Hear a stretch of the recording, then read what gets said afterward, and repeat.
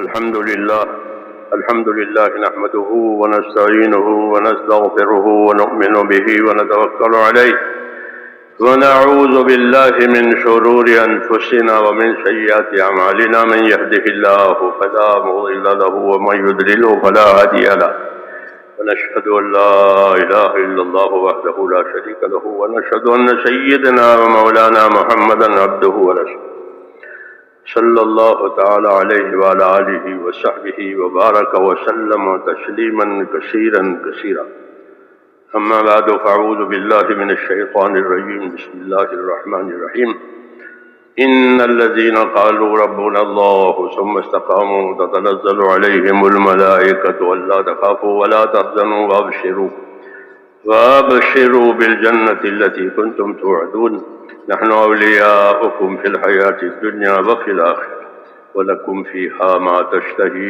أنفسكم ولكم فيها ما تدعون نزلا من غفور رحيم ومن أحسن قولا ممن دعا إلى الله وعمل صالحا وقال إنني من المسلمين صدق الله العظيم.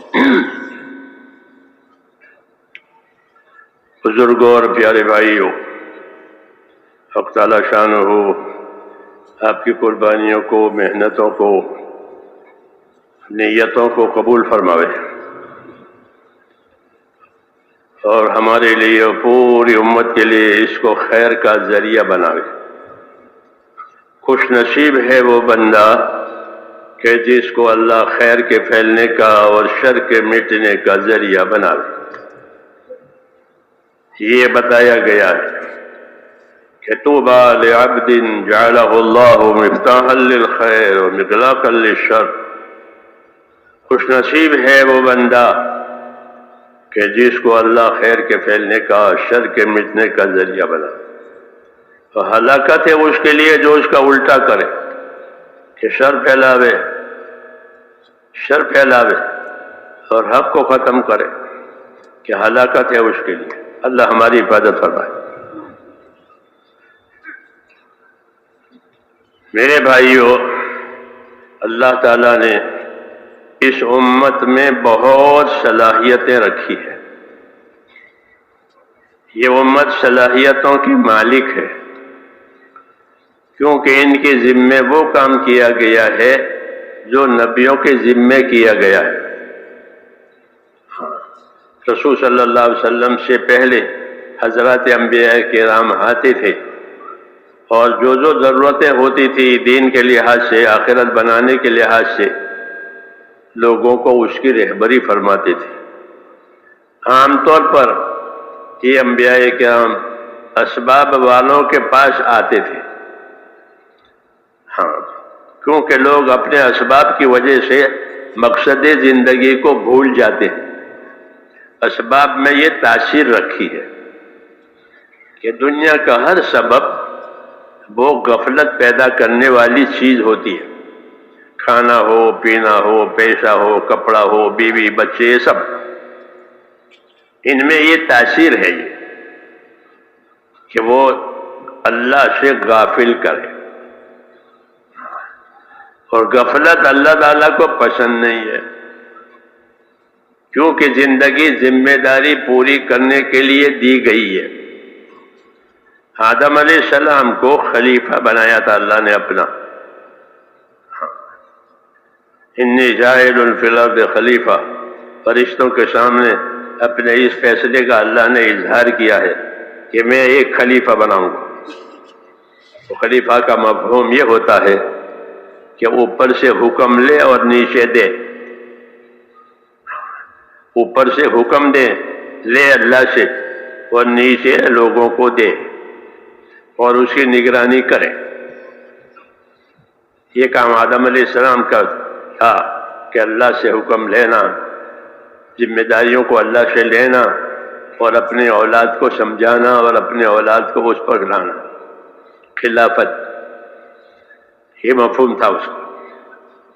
اللہ تعالیٰ نے وہ ذمہ داری چلائی آدم علیہ السلام کی اولاد پر، اور جس زمانے میں جو ضرورت لوگوں کی رہبری کے لیے، ان کی کامیابی کے لیے، ان کی آخرت کے لیے ہوئی، اس کے مطابق اللہ تعالیٰ نے ان کے پاس آدم علیہ السلام کی اولاد میں سے نبی بھیجے، تاکہ جو چیز ان کی زندگیاں بگاڑ رہی ہے اس بگاڑ میں سے ان کو نکالے، اور جو چیز ان کی زندگی کو سنوارنے والی ہے آخرت کے لحاظ سے، اپنے اپنے حقوق کے لحاظ سے، اللہ کے حقوق کے لحاظ سے اس بات پر لوگوں کو لاوے۔ تو مختلف چیزیں پیدا ہوتی تھی لوگوں میں، اس کے لیے مختلف باتوں کو لے کر کے حضرات انبیاء کرام علیہ السلام اللہ کی طرف سے آتے رہے اور رہبری کرتے رہے، اس لیے کہ زندگی جو ہے وہ بندگی کے لیے ہے۔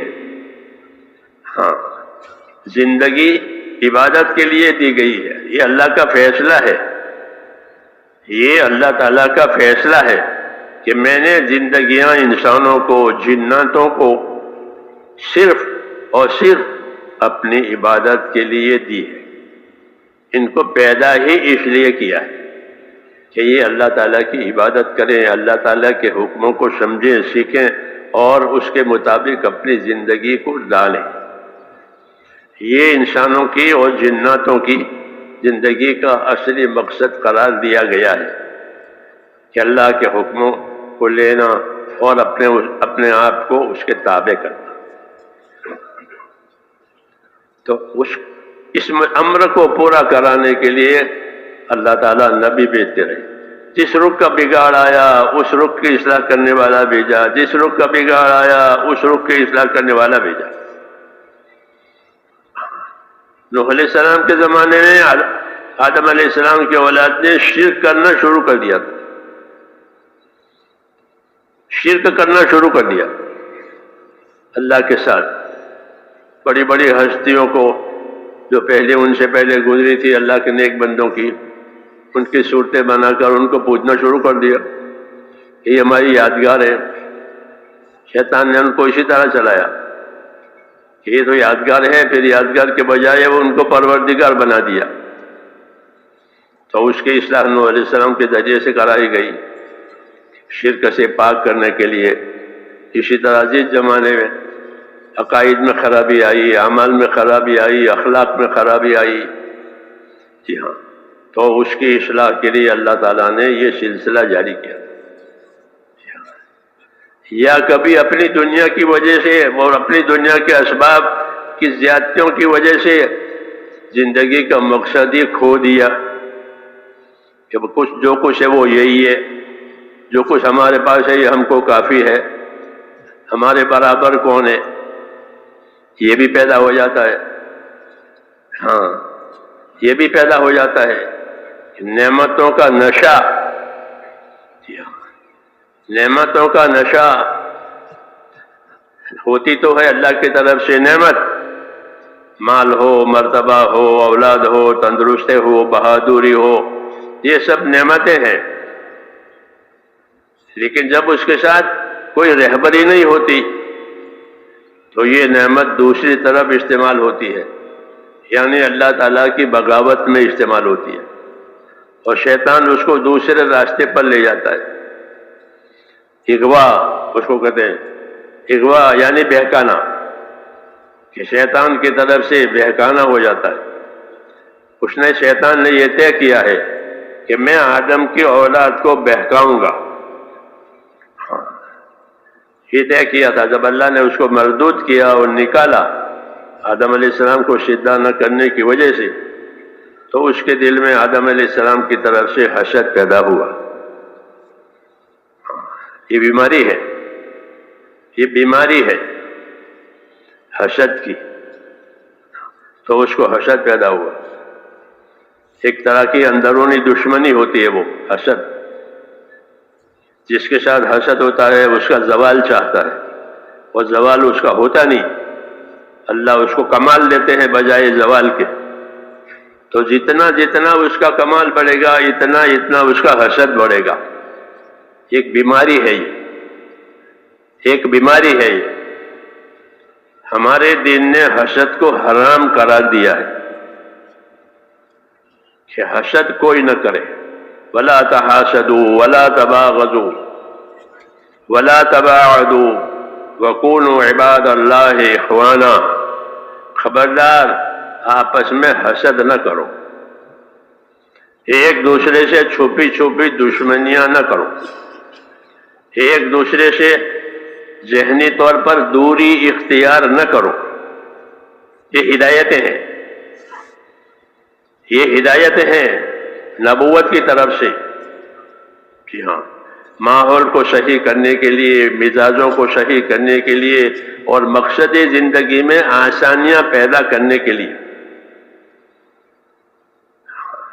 یہ ہدایتیں ہیں کہ لا تحاسدوا، آپس میں حسد نہ کرو۔ کسی کے اندر کوئی خوبی دیکھی، کسی کے اندر کوئی کمال دیکھا تو کیا کرنا چاہیے؟ جلنا چاہیے؟ جلن ہوتی ہے؟ یہ جلنا نہیں چاہیے،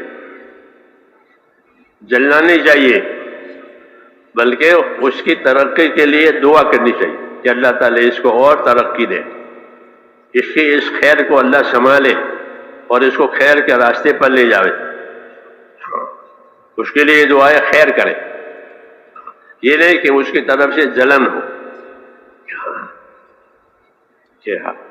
یہ پیدا ہوتی ہے جب صلاحیتوں کا ظہور ہوتا ہے، خوبیوں کا ظہور ہوتا ہے، یا کوئی کام میں ترقی کرتا ہے اپنے کمال میں تو وہ ترقی پسند نہیں ہوتی۔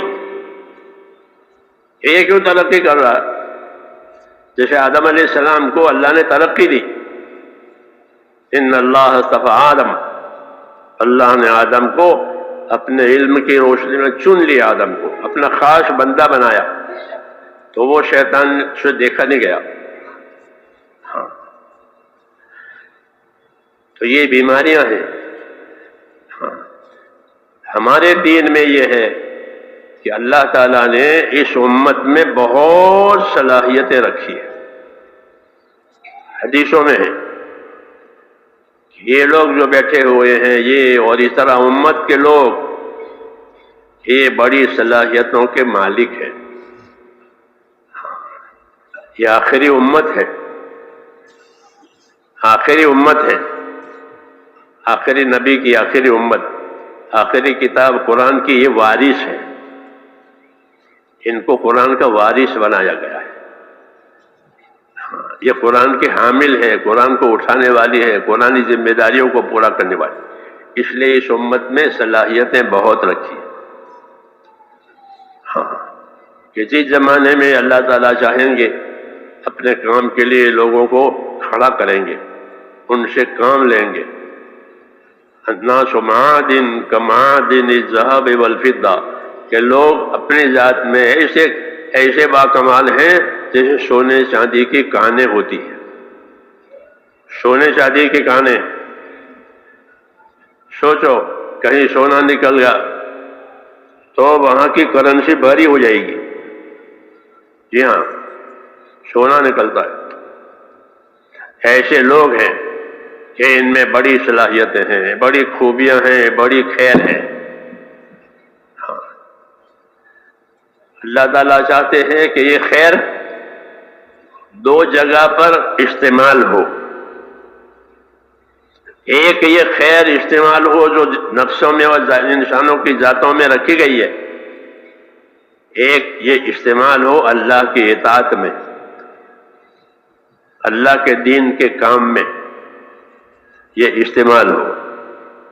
یہ اصل ہے کہ صلاحیتیں اللہ تعالیٰ نے اپنے دین پر چلنے چلانے کے لیے دی ہیں۔ دوسرے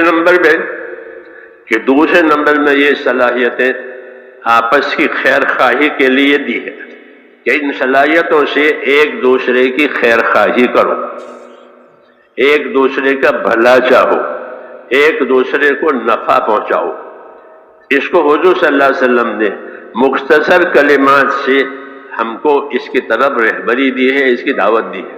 یوں فرمایا کہ وَكُونُوا عِبَادَ اللَّهِ إِخْوَانًا، کونوا عباد اللہ اخوانا، دیکھو اللہ کے تو بندے رہو، جو کہا وہ تو ہے ہی، اللہ ہی اکیلا ایک معبود ہے، اس کے سوا کوئی معبود نہیں۔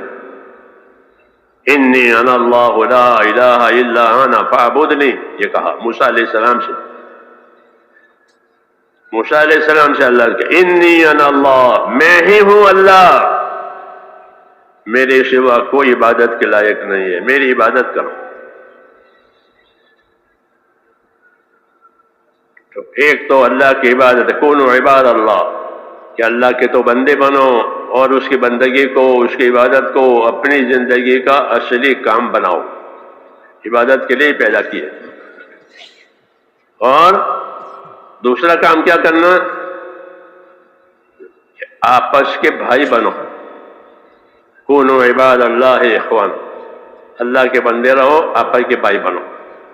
کہ آپس کے بھائی بننے کا یہ مطلب ہے کہ خیر کے کاموں میں مددگار بننا، شر کے کاموں سے بچانا، خیر کے کاموں کو سیکھنا سکھانا، اور شر کے کاموں سے ایک دوسرے کو دور کرنا، ہمدردی کرنا۔ یہ زمین والوں پر یہ رحم ہے، یہ حکم ہے کہ زمین والوں پر رحم کرو، آسمان والا تم پر رحم کرے گا۔ تو زمین پر ایک تو اللہ کی عبادت اللہ کو پسند ہے، دوسرے مخلوق کی خدمت پسند ہے، کہ مخلوق کے ساتھ ہمدردی کی جائے، اللہ کی عبادت کی جائے، مخلوق کے ساتھ ہمدردی کی جائے۔ ہر ایک کے ساتھ ہمدردی کا طریقہ الگ الگ ہے، اس لیے اللہ تعالیٰ نے ان باتوں کو سمجھانے کے لیے نبیوں کو بھیجا، اور اللہ پر ایمان لانے کے ساتھ ساتھ اس کی رہبری کی ہے۔ اس کی رہبری کے لیے اللہ تعالیٰ نے علم نازل کیا، علم نازل کیا تاکہ پتہ چلے کہ اللہ تعالیٰ کی طرف سے ہماری زندگیوں کی کیا کیا ذمہ داریاں ہیں۔ کیونکہ ہماری زندگی ذمہ داریوں کی زندگی ہے، عبث اور فضول نہیں ہے۔ افحسبتم انما خلقناکم عبثا، کیا تم نے یہ سمجھ لیا ہے کہ ہم نے تم کو یوں ہی فضول بے فائدہ پیدا کیا ہے؟ نہیں، بلکہ تمہاری زندگی تم کو کسی نتیجے پر لے جائے گی۔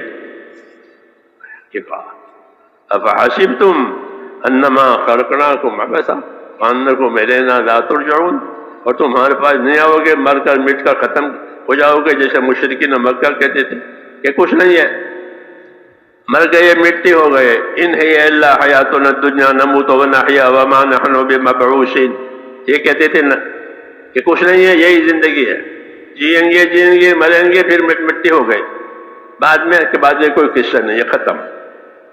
حالانکہ ایسا نہیں ہے، بلکہ جس طرح یہ زندگی ہے اس کے بعد بھی کچھ ہے۔ ہاں، تو یہ زندگی ذمہ داریوں کے پورا کرنے کی زندگی کہلاتی ہے، اور بعد کی زندگی اپنی ذمہ داریوں کو کس طرح پورا کیا اس کا نتیجہ دیکھنے کی زندگی ہے۔ عاقبت، نتیجہ، آخرت کی آخرت جو ہے وہ نتیجہ دکھانے کے لیے ہے، اور دنیا اپنے اندر کچھ پیدا کرنے کے لیے ہے تاکہ آخرت سنور جاوے۔ آخرت سنور جاوے، یہ نبیوں کی دعوت کا اصلی مقصد ہوتا ہے کہ اپنے ماننے والوں کی آخرت سنور جاوے۔ یہ خالص آخرت والے ہوتے ہیں نبی، دنیا کی سلامتی چاہتے ہیں اور آخرت کا بنانا چاہتے ہیں۔ انا اخلصناہم بخالصۃ ذکر الدار، نبیوں کا یہ موضوع، نبیوں کا یہ مقصد بتایا کہ ہم نے ان کو خالص کیا ہے آخرت کے تذکروں کے لیے، آخرت کی یاد دہانیوں کے لیے، آخرت کے بنانے کے اعمال کے لیے ہم نے ان لوگوں کو خاص کیا۔ تو نبیوں کی دعوت کے ذریعے سے وہ کام دکھلائے جائیں گے کہ جس سے ہماری آخرت بنے۔ آخرت بن گئی کہ پھر سب کچھ ہو گیا، آخرت بگڑ گئی کہ سب کچھ بگڑ گیا۔ یہ ہمارا ایمان ہے، یہ ہمارا ایمان ہے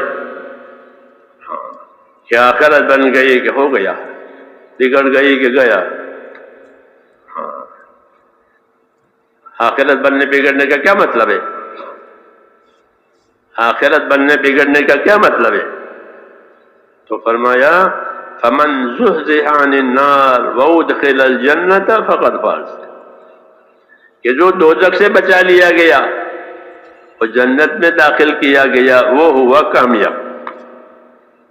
یہ بننے کا مطلب صاف صاف انداز میں، صاف صاف الفاظ میں یہ بات کہی گئی کہ دوزخ سے بچنا تو جنت میں جانا یہ اصل چیز کامیابی کی ہے کہ فمن زحزح عن النار وادخل الجنت فقد فاز، تو وہ ہوا کامیاب۔ باقی دنیا یہ دھوکے کا سامان ہے۔ اگر یہ بات نہیں ہوئی تو اس دنیا والوں نے اپنی دنیا سے دھوکہ کھایا، یعنی کسی چیز کو نفع سمجھ کر کیا اور نکلا نقصان۔ دھوکے کی علامت یہ ہوتی ہے کہ دھوکہ کھلنے کے بعد پچھتاوا ہوتا ہے کہ مجھے تو دھوکہ ہو گیا، مجھے تو دھوکہ ہو گیا۔ تو جب دھوکہ کھلتا ہے تو پچھتاوا ہوتا ہے، یہ دھوکے کی علامت ہے۔ ہاں، نہیں کرنا تھا وہ کر ڈالا، کیا، اب کھلا ہو، جب کھلا تو نقصان نظر آیا، اس وقت نقصان نظر نہیں آیا تو پھر پچھتاوا ہوا کہ نفع ہاتھ سے نکل گیا اور نقصان سر پر آ گیا۔ اب حقیقت کھلی تو کیا ہوا تھا کہ دھوکہ ہو گیا۔ تو دھوکے کی یہ علامت ہے کہ جب دھوکہ کھلے گا تو پچھتاوا ہوگا۔ حدیثوں میں ہے کہ ہر مرنے والے کو پچھتاوا ہوگا، ہر مرنے والے کو پچھتاوا ہوگا۔ تو پوچھا حضرات نے کہ یا رسول اللہ، ہر مرنے والے کو کیوں پچھتاوا ہوگا؟ اچھے لوگ بھی ہوں گے، ان کے مرنے کے بعد ان کی اچھائی، ان کی بھلائیوں کا ثمرہ اور نتیجہ آئے گا اور وہ بڑھ چڑھ کر ہوگا، پھر ان کو کیوں پچھتاوا ہوگا ہر ایک کو؟ کہ فرمایا کہ جس نے نہیں کیا ہے اس کا پچھتاوا تو ہے ہی، لیکن جس نے کیا ہے اس کو یہ پچھتاوا ہوگا کہ میں نے اور زیادہ کیوں نہیں کیا۔ یہاں تو کوڑیوں میں لال مل رہے تھے کہ کوڑی دے دو اور لال لے لو، اب تو لال بھی گم ہو گئے، لال کس کو کہیں؟ ہاں، ہماری نسل ایسے ہو گئی، پلاسٹک سامنے ہے، لال وال کچھ نہیں جاتا۔ لال قیمتی پتھر ہوتا ہے، بدخشان میں نکلتا ہے، لال بدخشاں مشہور ہے، قیمتی پتھر ہے۔ اور کوڑی کہ دنیا کی چیز کے کوڑی کے بغیر، کوڑی کی طرح، اور آخرت لال، جی ہاں لال، تو آخرت ایسی ہے۔ تو اس لیے چونکہ یہاں تو لال مل رہے تھے تو وہ بھی کوڑیوں کے بدلے، یعنی تھوڑی محنت، تھوڑی مشقت، تھوڑی ذمہ داری، تھوڑا نقصان، تھوڑی سی قربانی پر اللہ بڑی بڑی چیزیں دیتے ہیں۔ اللہ کی عادت ہے، اللہ کی عادت ہے، بلکہ اللہ کا نام ہی ہے۔ کیا نام ہے؟ شکور۔ شکور اللہ کے ناموں میں سے ایک نام ہے۔ عام تو شکور کا ترجمہ ہوتا ہے شکر کرنے والا۔ اللہ کے نام کے ساتھ جو شکور ہے اس کا مطلب یہ ہوتا ہے کہ اللہ تعالیٰ، کرو قریب، کہ اللہ تعالیٰ اپنے بندوں کی قربانیاں، ان کی نیکیاں، ان کی اللہ بہت قدر کرتے ہیں، بہت قدر کرتے ہیں، ان کی حفاظت بھی کرتے ہیں، ان کی نیکیوں کی، اور ان کی نیکیوں کا بدلہ بڑا چڑھا کر دیتے ہیں، قدر کرتے ہیں۔ وَإِن تَكُ حَسَنَةً يُضَاعِفْهَا وَيُؤْتِ مِن لَّدُنْهُ أَجْرًا عَظِيمًا، یہ کہا کہ اگر ایک نیکی ہو گئی، ایک نیکی حسنہ، ایک نیکی ہو گئی تو اللہ اس ایک نیکی کو بڑھاتے ہیں۔ مثالیں دے کر صحابہ کو سمجھایا جاتا تھا کہ تم اپنے گھوڑے کے بچے کو، جو بچڑا ہوتا ہے، اس کی حفاظت کرتے ہو تاکہ وہ گھوڑا ہو جائے، ہاں، بڑھ چڑھ کر کے سواری کے کام کے لیے اور دین کے دوسرے کاموں کے لیے گھوڑے پالے جاتے تھے، آج تک پالے جاتے ہیں۔ گھوڑے کی پیشانیوں میں خیر لکھی ہوئی حدیثوں میں ہے، ایسا جانور ہے یہ۔ تو کہا کہ جس طرح ہم گھوڑے کے بچے کو پال کر کے اسے گھوڑا بناتے ہو، اللہ تعالیٰ کے ہاں تمہاری نیکیوں کو اس طرح بڑھایا جاتا ہے، یا گوٹے ڈال کر نرک ہو جاتا ہے، ایسے ہی تمہاری نیکیوں کو اللہ تعالیٰ بڑا چڑھا کر تمہیں اس کا بدلہ دیتے ہیں، وَإِن تَكُ حَسَنَةً يُضَاعِفْهَا، اگر نیکی ایک بھی ہوئی اللہ تعالیٰ اس کو بڑھائیں گے۔ کیوں بڑھائیں گے؟ کہ ایک تو اس وجہ سے بڑھائیں گے کہ بندوں کو اس کی ضرورت ہے، کیونکہ بندوں کے پاس تو کچھ ہے نہیں، بندوں کے پاس کچھ نہیں ہے، سارے بندے فقیر ہیں۔ یہ کہا کہ تم سب فقیر ہو، تم سب محتاج ہو۔ یا ایھا الناس انتم الفقراء، اے لوگو تم سب فقیر ہو، تمہارے پاس کچھ نہیں ہے، تم کسی چیز کا تم کو اختیار نہیں ہے، جو اللہ چاہے گا وہ ہوگا، جو اللہ دے گا وہ ملے گا، جو اللہ روکے گا وہ رک جائے گا، جو اللہ چلائے گا وہ چلے گا۔ تمہارا کیا ہے؟ تمہاری حیات بھی وہاں سے آئی ہے، تمہاری موت بھی وہاں سے آئے گی، سب چیزیں اللہ کی ہے، تمہارا کچھ نہیں ہے، تم فقیر محتاج ہو۔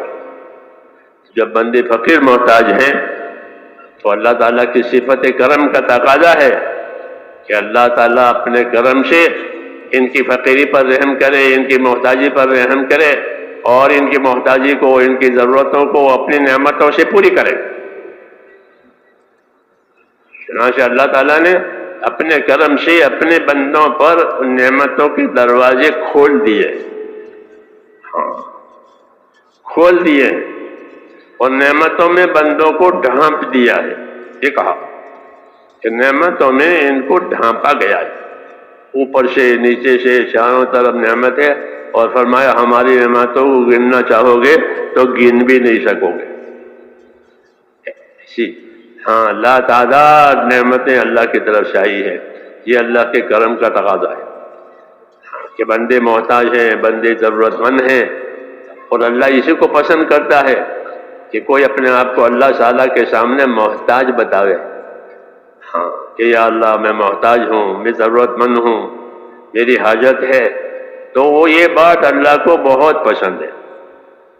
ہاں، اپنا فقر، اپنی محتاجی، اپنا احتیاج اللہ کے سامنے پیش ہو، یہ اللہ کو بہت پسند ہے۔ یہ نبیوں کا طریقہ ہے، یہ نبیوں کا طریقہ ہے کہ وہ اپنی حاجت مندی کو اللہ کے سامنے پیش کرتے ہیں۔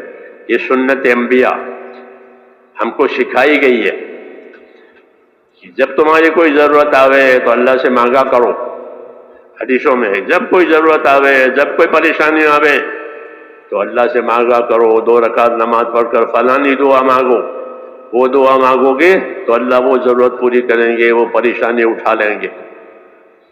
دروازے کھل رکھے ہیں، جی ہاں، دینے کے اللہ کی طرف سے، کہ اللہ کیوں کہ اللہ تعالیٰ بندوں کو، محتاجوں کو بھی جانتے ہیں، ان کی ضرورتوں کو بھی جانتے ہیں، پھر ان کی اطاعت عبادت کے قدردان بھی ہیں۔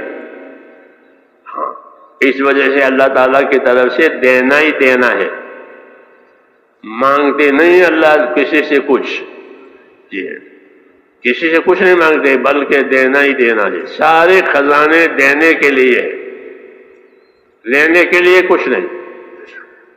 دنیا کے جتنے کاروبار ہوتے ہیں وہ لینے کے لیے ہوتے ہیں، تاجر کی تجارت نفع لینے کے لیے، ہاں سب لینے کے لیے ہوتے ہیں، لیکن اللہ کہ اللہ وہ پروردگار ہے کہ اس کا سارا معاملہ دینے کے لیے ہوتا۔ من نہ کردم خلقتا شودے کنم، جو کہا ایک اللہ والے نے کہ من نہ کردم خلقتا شودے کنم بلکہ تابر بندگاں جودے کنم، ہاں کہ میں نے مخلوق اس لیے نہیں پیدا کی ہے کہ میں ان سے فائدہ اٹھاؤں۔ ہاں، جیسے ہر طاقت والے کم طاقت والوں سے فائدہ اٹھاتے ہیں، یہ دنیا میں دستور ہے۔ تاجر گاہکوں سے فائدہ اٹھاتا ہے، حاکم رعیت سے فائدہ اٹھاتا ہے، جی ہاں، کیوں کہ وہ خود بھی محتاج ہے، اللہ غنی ہے، اس لیے کہا کہ میں نے اپنے بندوں کو محتاج پیدا کیا ہے، حاجت مند پیدا کیا ہے، اور میرے سارے خزانے ان کے لیے ہے۔ من نہ کردم خلقتا شودے کنم بلکہ تابر بندگاں جودے کنم، میں نے مخلوق اس لیے نہیں پیدا کی ہے کہ میں ان سے فائدہ اٹھاؤں، بلکہ میں نے مخلوق اس لیے پیدا کی ہے کہ ان پر اپنا کرم ظاہر کروں۔ صلائے کرم، اس کو صلائے کرم کہتے ہیں کہ اللہ کے ہاں صلائے کرم ہے رشتہ داروں کا صلہ رحم ہے، یعنی بھائی صلہ رحمی کرو. اسلام میں صلہ رحمی کا حکم ہے، فضائل صدقات میں اس کی بڑی تفصیل لکھی ہوئی ہے. اور ہے کون؟ فرصت نہیں ہے. صلہ رحمی رشتہ داری کا کیا سلوک ہو تو اللہ کا کوئی رشتہ دار نہیں ہے، تو پھر اللہ کیا کریں گے؟ تو کیا اللہ صلہ رحمی نہیں کرے گا؟ اللہ تو صلہ کرم کرے گا. صلہ رحم تو رشتہ دار کریں گے اور صلہ کرم اللہ کرے گا. یعنی اپنے کرم سے اپنی مخلوق کے ساتھ سلوک کرنا، اور یہ کرم کا سلوک بہت بڑا ہے، کوئی نا امید نہیں ہوگا. اگر اللہ صلہ کرم کرے کہ اپنے کرم سے لوگوں کے ساتھ صلہ سلوک کرے تو سب کی امید پوری ہو جائے گی. ہاں، اس کے صلہ کرم اور اللہ کا کرم اتنا وسیع ہے. ہاں، اس لیے اللہ تعالیٰ کو اس کی صفات کے ساتھ پہچاننا ضروری ہے. ہاں، جتنی اللہ کی پہچان اتنی اللہ کی عبادت، جتنی اللہ کی پہچان اتنی اللہ کی عبادت بندہ کرے گا. جو نہیں پہچانتا ہے اللہ کو وہ عبادت نہیں کرے گا، وہ جاہل ہے. وہ جاہل ہے، جہالت کی وجہ سے محروم رہتا ہے اللہ کے کرم سے، وہ محروم رہتا ہے. نبیوں نے آ کر لوگوں کو جہالت میں سے نکالا. ہاں، جہالت میں سے نکالا. لِتُخْرِجَ النَّاسَ مِنَ الظُّلُمَاتِ إِلَى النُّورِ، کہ ہم نے آپ کو بھیجا ہے دنیا میں تاکہ لوگوں کو اندھیروں میں سے نکالو. کہ کس چیز کا اندھیرا؟ کہ غفلتوں کا اندھیرا، جہالت کا اندھیرا، غلط عقائد کا اندھیرا، غلط اعمال کا اندھیرا، غلط اخلاق کا اندھیرا. یہ سب اندھیرے ہوتے ہیں اور دل ان اندھیروں میں اٹا ہوا ہوتا ہے. نبی آتا ہے تو ان کو ان اندھیروں میں سے نکالتا ہے.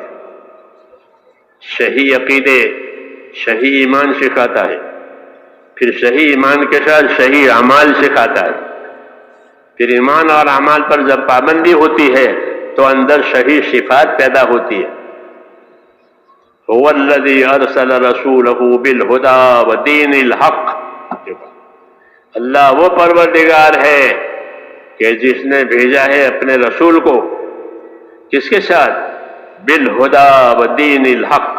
دو چیزیں ذکر کی کہ اللہ نے اپنے نبی کو بھیجا ہے بالہدی، ہدایت کے ساتھ، اور دین حق کے ساتھ. کہ ہدایت اور دین حق کا کیا مطلب ہے؟ کیا مطلب ہے بالہدی ودین الحق؟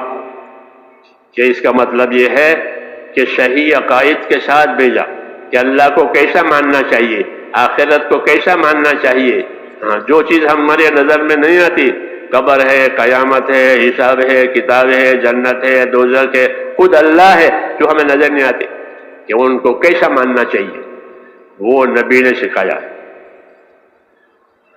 صحیح عقیدے سکھائے، وہی اللہ کو ماننا، غیبی چیزوں کو ماننا. تو اللہ نے نبی کو بھیجا ہے ہدایت کے ذریعے صحیح عقیدوں کے ساتھ، تاکہ لوگوں کے عقیدے صحیح ہو جائیں، لوگوں کا ماننا صحیح، غیب کی باتوں کو ماننا صحیح ہو جائے. اور دین الحق، اور صحیح اعمال کی رہبری کرے. یہ نبیوں کی ذمہ داری ہے. صحیح عقیدے، کہ اللہ کو، آخرت کو، غیبی چیزوں کو کیسے ماننا ہے، اس کی تفصیل بتائی. قبر کیا ہے، قیامت کیا ہے، حساب کیا ہے، جنت کیا ہے، دوزخ کیا ہے. یہ سب یہ غیبی چیزیں ہیں جو سامنے نہیں آئی لیکن آئے گی، تو اس کی صحیح تفصیل بتائی. دوسری چیز اعمال، جان، مال، اپنی صلاحیتوں کو کیسے استعمال کرنا، اس کی رہبری کے لیے بھی رسول ہے. کیونکہ آدمی کی جان مال دنیا میں استعمال ہوتی ہے. ہاں، اس طاقت سے وہ اپنی ضرورت بھی پوری کرتے ہیں، اپنی راحت بھی لیتے ہیں، ان سے اسی ذمہ داریاں پوری کی جاتی ہیں. اس لیے ان طاقتوں کو صحیح استعمال کرنے کا سکھایا نبیوں نے، کہ اپنی جانی مالی طاقت کو کیسے استعمال کرو گے. ہاں، ایک تو یہ ہے کہ اپنی جانی مالی طاقتوں کو اپنی خواہشات میں استعمال کریں، جو جی میں آوے وہ کریں. جان سے، مال سے، اپنی طاقتوں سے، تو یہ ایک راستہ خواہشات کا راستہ کہلاتا ہے۔ اس کے لیے نہیں پیدا کیا ہے، خواہشات کے لیے نہیں پیدا کیا ہے۔ اللہ نے خواہشات پوری کرنے کے لیے آخرت بنائی ہے۔ آخرت میں ہر خواہش پوری ہوگی، ہر خواہش پوری ہوگی۔ دنیا ہر خواہش پوری کرنے کی جگہ بھی نہیں ہے، اور یہاں ہر خواہش پوری کرنے کی اجازت بھی نہیں ہے، بلکہ جن خواہشوں کے پورا کرنے کی اللہ اجازت دے وہ خواہشیں پوری کی جائیں، اور جن کے منع کرے اس سے اپنے آپ کو بچایا جاوے۔ یہ یہاں کا طریقہ ہے۔ یہاں آدمی کی ہر خواہش پوری ہوتی بھی نہیں ہے۔ ہم لے انسان ماں تمنا، کیا انسان کو وہ چیز مل جائے گی جس کی وہ تمنا کیا کرے کہ نہ؟ ہر آدمی کی تمنا ہوتی کہ موت نہ آوے۔ کون موت کو پسند کرتا ہے؟ کون موت کو پسند کرتا ہے بتاؤ؟ کوئی بھی نہیں پسند کرتا، لیکن آئے گی، یہ تمنا نہیں پوری ہوگی۔ تو یہاں ہر تمنا پوری نہیں ہوتی، ہر خواہش پوری نہیں ہوتی۔ ہاں، یہ محدود ہے۔ قل متاع الدنیا قلیل، کہ لوگوں کو بتاؤ کہ دنیا کا نفع بہت تھوڑا ہے، یہاں ہر خواہش پوری نہیں ہوتی۔ اگر خواہشوں کے راستے پر جائے گا تو جگہ جگہ اس کو تنگی محسوس ہوگی۔ ہاں، کیونکہ یہ خواہش پوری کرنے کی جگہ نہیں ہے، یہ خواہش پوری کرنے کی جگہ نہیں ہے، یہ تو اطاعت کرنے کی جگہ ہے اور گزارا ہے۔ اطاعت پوری کرنے کی یہ جگہ ہے اور گزارا ہے۔ یہاں تو گزارا ہوگا، زندگی گزرے گی تھوڑے اسباب سے، زیادہ اسباب سے، ہاں، اور فائدہ اتنا اٹھائے گا جتنا فائدہ اٹھا سکتا ہے۔ جی ہاں، قل متاع الدنیا قلیل، لوگوں کو بتاؤ کہ دنیا کا نفع بہت تھوڑا ہے، باقی سب اس کی زینت ہے، نفع تو تھوڑا۔ آدمی نے لمبا چوڑا مکان بھی بنایا ہو، لیکن سوئے گا لیٹے گا ایک محدود جگہ میں، بیٹھے گا ایک محدود جگہ میں۔ ہاں، سب جگہ نہیں کہ پھیل کے بیٹھ جاوے، پھیل کے لیٹ جاوے، ایسا نہیں ہوگا، تھوڑا نفع۔ ہاں، زینت کی وجہ سے دنیا کو لمبی چوڑی بناتے ہیں، لیکن نفع ہوتا ہے اندر سے تھوڑا۔ یہ کہا کہ یہاں کا نفع تھوڑا ہے، اصل نفع آخرت کا ہے۔ اس لیے دعوت دی ہے کہ اپنی دنیا سے اپنی آخرت بناؤ۔ یہ صحیح رخ ہے جو نبیوں کے ذریعے سے ہم کو بتایا گیا ہے، کہ اب صحیح رخ یہ ہے کہ اپنی دنیا سے اپنی آخرت بناؤ۔ وابتغِ فیما آتاک اللہ الدار الآخرہ، اپنی دنیا سے آخرت بناؤ۔ ولا تنس نصیبک من الدنیا، اپنا حصہ مت بھولنا۔ وابتغِ فیما آتاک اللہ الدار الآخرہ ولا تنس نصیبک من الدنیا، اپنا حصہ مت بھولنا۔ اگر تو اپنا حصہ بھول گیا تو پھر کوئی بھی اس بھول کی تلافی نہیں کرے گا، پھر سارے بعد والے تجھ کو بھول جائیں گے۔ تو اپنا بھول گیا وہ تجھ کو بھول جائیں گے۔ یہ نظام ہے دنیا کا، یہ نظام ہے دنیا کا۔ اس لیے اللہ نے آگاہ کیا ہے کہ دنیا سے اپنا حصہ مت بھولنا، بلکہ اپنا حصہ لیتے جانا یہاں سے۔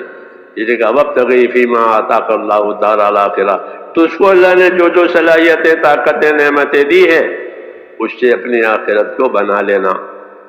ہاں، نہیں تو کوئی دوسرا نہیں دے گا، سب لوگ بھول جائیں گے۔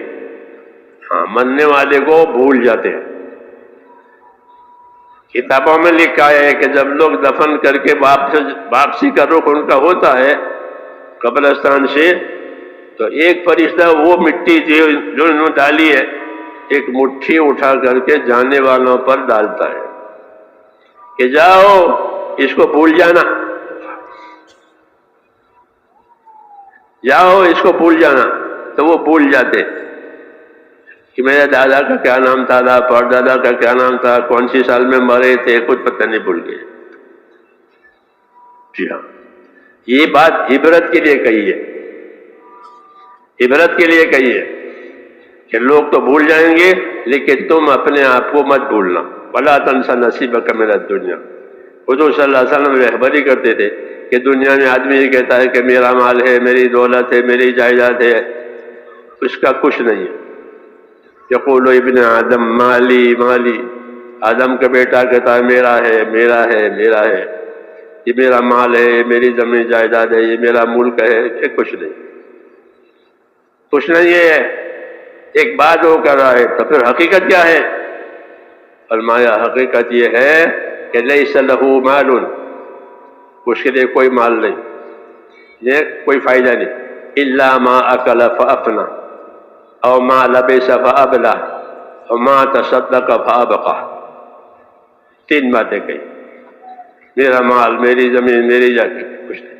ایسے ہی ہے، جو کھا لیا ختم کر دیا وہ اس کا ہو گیا، جو پہن لیا پرانا کر لیا استعمال کر لیا وہ اس کا ہو گیا، یا پھر اپنی آخرت کے لیے آگے بیچ دیا وہ اس کا ہو گیا. یہ شکلیں ہیں، یہ شکلیں ہیں دنیا سے. کھا پی لیا تو وہ کام آ گیا، پہن لیا پرانا کر لیا، مکان استعمال کر لیا، چیزیں استعمال کر لی، تو یہ نفع ہو. اور یہ آخرت میں بیچ دیا وہ اس کا ہو. کہ باقی سب چھوڑنے کے لیے ہے. ہاں، باقی سب چھوڑنے کے لیے. جمع کرتا ہے چھوڑنے کے لیے. جی ہاں، تھکتا ہے چھوڑنے کے لیے، کہ آخر تھک کر جمع کر کے پھر چھوڑ کے چلے گئے. الدنیا دار من لا دار له مال من لا مال له ولها یجمع من لا عقل له. ہاں، شعور اور احساس پیدا کرنے والی بات ہے یہ. کیا بات کہی ہے؟ کہ دنیا اس آدمی کا گھر ہے جس کا کوئی گھر نہیں ہے. اپنی دنیا کو اپنا گھر بنایا، جو کچھ ہے وہ یہی ہے، یہ کیا اور کچھ نہیں ہے. یہی کہ دنیا کو اپنا گھر بنایا ہے، کہ جو دنیا کو اپنا گھر بنائے گا تو وہ ایسا ہوگا کہ اس کا کوئی گھر ہی نہیں ہوگا، کیونکہ دنیا رہے گی نہیں، اس کی زندگی رہے گی نہیں، اور آگے کچھ نہیں ہے. تو جس دنیا کو اپنا گھر بنا لے تو اس کا کوئی گھر نہیں، یہ بے گھر ہو جائے گا. اور جو دنیا کو اپنا مال بنائے، مالدار ہونے کے مال جمع کرے، یہ اس کا مال بھی نہیں ہے. کیوں کہ یہ مال یا تو اس کے ہاتھ سے چلا جائے گا یا یہ چلا جائے گا. دونوں باتیں ہوتی ہیں. کوئی حادثہ ہو جاتا ہے تو ہاتھ سے جو چیز نکل جاتی ہے، یا یہ خود مر جاتا ہے. ہاں، تو وہ چھوٹ گیا، چھوڑ دیا، چھوٹ گیا. تو اس کا جو مالدار بننے کے لیے مال جمع کرے، یہ اس کا مال نہیں ہے. مالداری ہے بس مال نہیں ہے. الدنیا دار اللہ دار اللہ مال من لا مال اللہ. اور آگے کہ وَلَهَا يَجْمَعُ مَن لَا عَقْلَ لَهُ. جو دنیا کے لیے مال جمع کرے گا، مالدار بننے کے لیے مال جمع کرے گا، یہ اس کے عقل کی کمی ہے کہ وہ ایسی چیز کو جمع کر رہا ہے جس کو وہ چھوڑ کے چلا جائے گا، وہ ساتھ نہیں جائے گا. ہاں، تو پھر اس کا مال کون سا ہے؟ کہ اس کا مال وہ ہے کہ جو اس نے کھا پی لیا، پہن لیا، پرانا کر دیا یا آگے بیچ دیا. مالہ ما قدم، اس کا مال وہ ہے جو اس نے آگے بھیجا. یہ آخرت کی دعوت ہے. اس قسم کی تعبیرات اور اس قسم کی باتوں سے دنیا سے آخرت کی طرف دعوت دینے کی ہوتی ہے بات، تاکہ لوگ اپنی اپنی دنیا سے اپنی آخرت بنائیں. اور وہی سمجھداری کی بات ہے. الکیس من دان نفسہ وعمل لما بعد الموت. سمجھدار آدمی وہ ہے جو اپنی ذات پر قابو کرے. یہ کہا کہ سمجھدار آدمی وہ ہے جو اپنی ذات پر قابو کرے. کہ ذات پر قابو کرنے کے کیا مطلب ہے؟ کہ ذات پر قابو کرنے کا مطلب یہ ہے کہ اپنے آپ کو ان عملوں کا پابند کرے جس سے اللہ راضی ہوتا ہے. اس لیے کہا وہ عامل لما بعد الموت، کہ موت کے بعد کام دے وہ عمل آج کرے. یہ عقل مندی ہے. تو یہ حضرات انبیاء کرام کی رہبریاں ہیں. اور یہ رہبری بظاہر اس لیے ہے کہ لوگ دنیا سے دھوکہ نہ کھائیں. یہ دھوکے کی جگہ ہے، یہ دھوکہ کھانے کی جگہ ہے. ہاں، کہ لوگ دھوکہ کھانے کی جگہ کیوں ہے؟ کہ شیطان دنیا کو زینت دیتا ہے. جی ہاں، یہ اس کا کام ہے، یہ اس کا کام ہے کہ جتنی خدا کے خلاف کی چیزیں ہیں شیطان اس کو زینت دیتا ہے، اس کو ایک خاص قسم کا روپ دیتا ہے، تو آدمی اس میں للچاتا ہے، اس میں پھنس جاتا ہے. ہر چیز کی الگ الگ زینت ہوتی ہے. ہاں، تو شیطان دنیا کے اسباب کو زینت دے کر کے پیش کرتا ہے، تو وہ احکام چھوڑ کر اسباب میں پھنس جاتا ہے. شیطان کے ہاتھ میں نہیں ہے کسی کو گمراہ کرے، نبی کے ہاتھ میں نہیں ہے کہ کسی کو ہدایت دے. یہ حدیثوں میں ہے.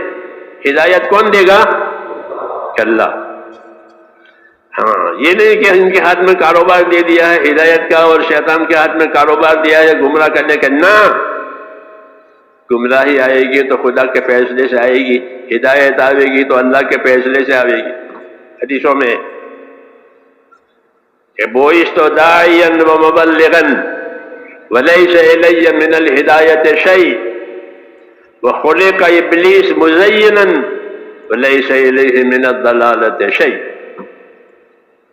کہ مجھ کو اللہ نے داعی بنایا ہے، مجھ کو اللہ نے مبلغ بنایا ہے، ہدایت میرے ہاتھ میں نہیں ہے، ہدایت اللہ کے ہاتھ میں ہے. ہدایت کون دے گا؟ کہ ہدایت اللہ دے گا. ہاں، نبی سمجھائے گا، نفع نقصان بتائے گا اللہ کے حکموں کا، آخرت کا، یہ سب.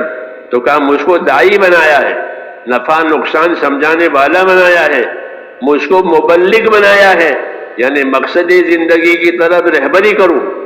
مبلغ کہ مقصد زندگی کی طرف رہبری کرنا، تبلیغ.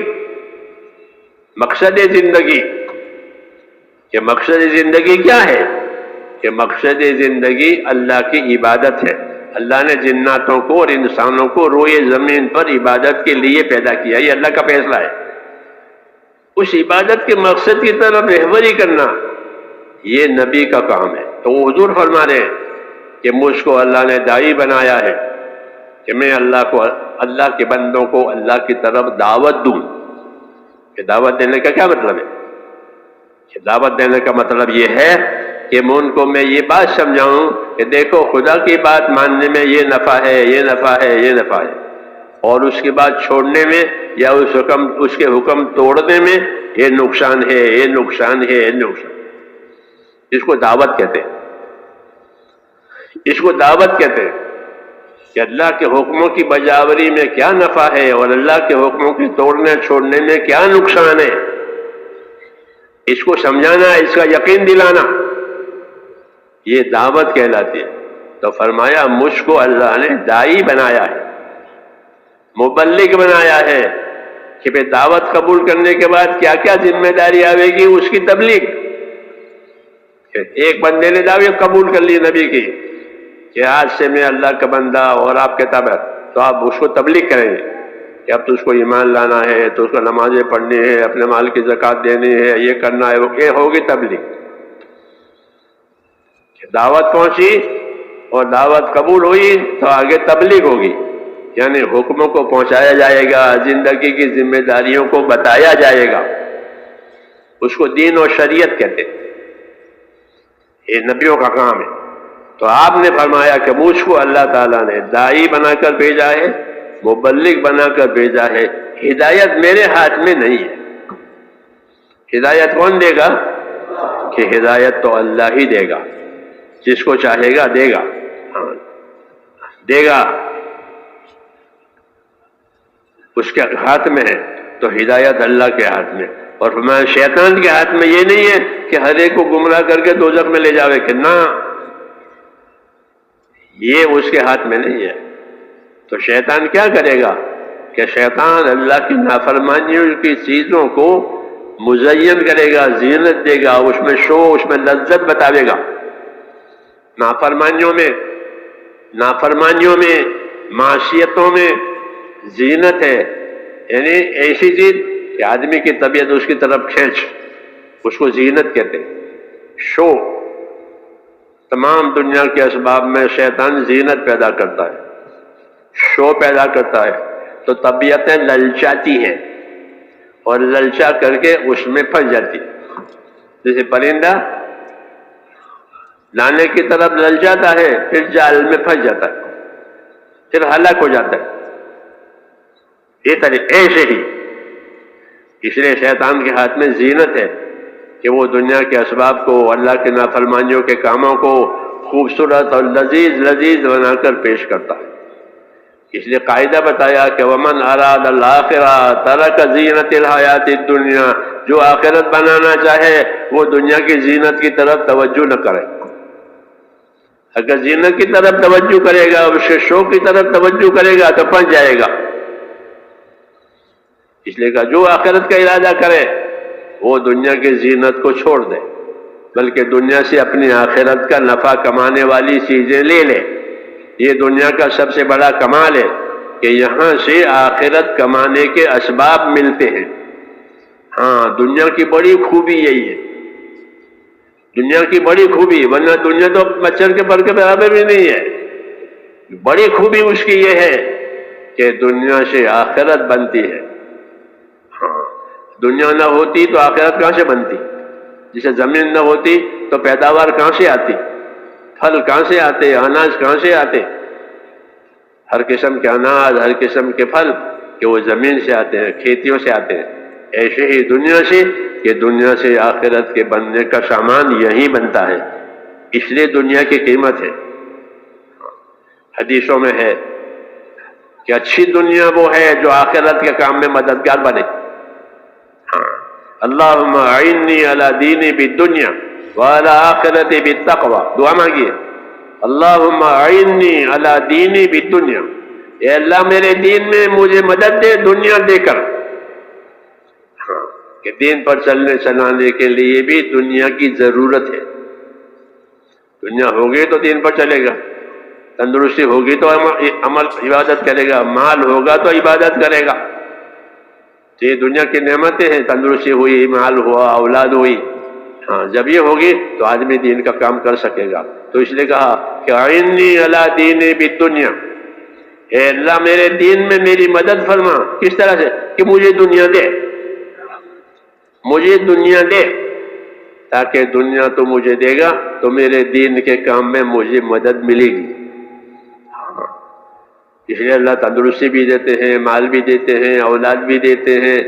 یہ سب دنیا کی چیزیں ہیں، موت سے پہلے پہلے کی چیزیں دنیا کہلاتی ہے۔ یہ چیزیں اللہ دیتے ہیں، کیوں دیتے ہیں؟ تاکہ یہ اس سے اپنی دنیا سے اپنا دین بناوے، یہ اپنی دنیا سے اپنی آخرت بناوے۔